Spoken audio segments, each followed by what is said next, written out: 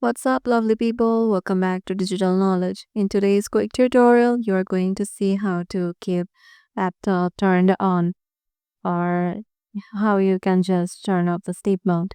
So to do that, here you will find your battery icon. Right click on it and go to the power options in here.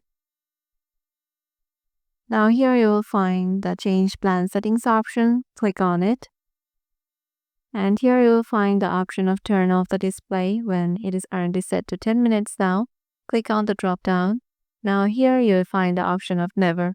So once you click on it, just make sure you click on save changes and then your laptop won't be go to sleep or going to sleep.